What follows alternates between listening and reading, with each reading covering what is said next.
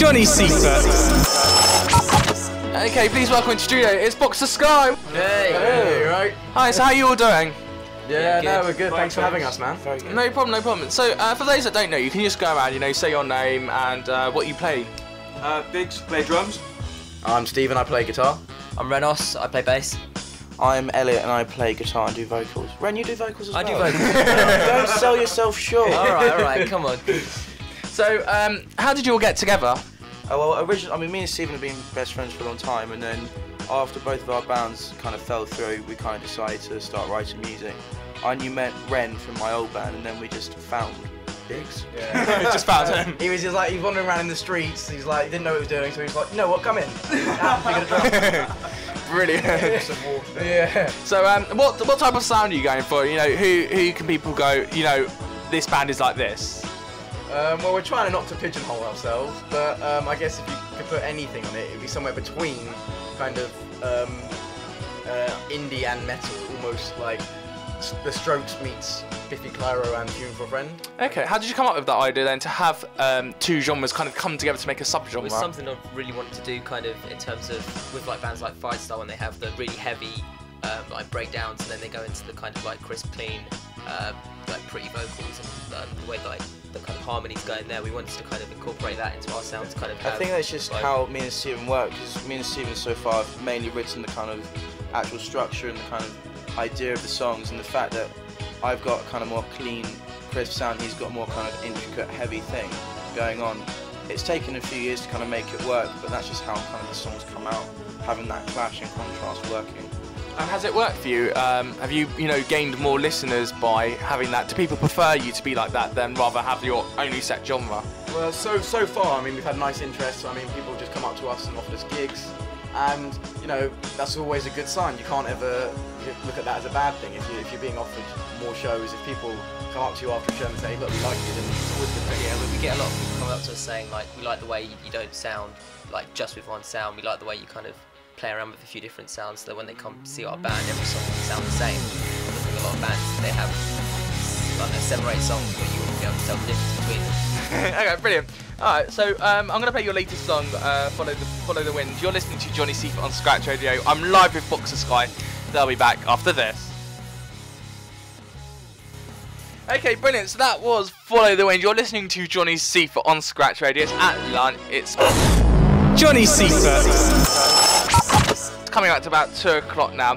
I'm still live with Boxer Sky, so that was a really good song actually. I'd hate to say it because it's not my normal kind of taste in music. So who wrote that song? Give me a bit of background about it. Well, actually, yeah, I wrote that song actually just before we made the band. I started writing it, and got the main riff down, and it was kind of, as my old band was falling apart and things were going wrong, I kind of thought, well, just I guess go with the flow and just follow the wind. The wind changed direction all the time. I thought, yeah, it kind of made sense. It's pretty cheesy, but that's it works. Stephen came to me with that song, and I really liked the kind of premise of it, and then I kind of changed up my parts, and I thought more about the drum parts, and then I wrote vocals for it, and it turned out to be quite good. You wrote the ending, yeah. Established. So, good song. So as a band, you've only just started out. You've been going a month. Biggs, why don't you tell me what's going on now? You've started out. You've got your songs together. What's the next stage for you? Where do you all see yourself in about 5 years time, kind of thing? Biggs, do you want to take that one? Well, I see ourselves quite far actually, but depending on how everything works. For me to say anything about this band, take a lot, because that's what just joined in myself. And I like all the tunes, because I just love metal. So, I try to make my best and get out the best producers. How was it coming into the band then? Because it's an established band, you've all known each other, and then you've kind of come into the band. So what was that like, fitting in? It was very weird, because my previous band was very, very cool. Coming into this was a massive change. It's a softer version, but it's massive. And I adapted myself, and it works. And hopefully that should show. After our first rehearsal, after we were just standing outside and hanging out and like talking and I think as soon as then we all knew that we were going to get along quite well. The chemistry was great. As soon as the first day, the chemistry was great. Within 5 minutes of practicing with him, because when I first met him, it was just me and Biggs there, and within 5 minutes, it just clicked. It was perfect. And that's really important in a band that it does click, because you get bands that don't get on, and it's like, well, you're going to spend all this time together, and you really do need to know each other. So do you all know each other kind of well enough now? Have you got to used to each other's habits? Has anyone got any embarrassing habits? I'm sure we all have embarrassing habits, but none that we can disclose on the radio.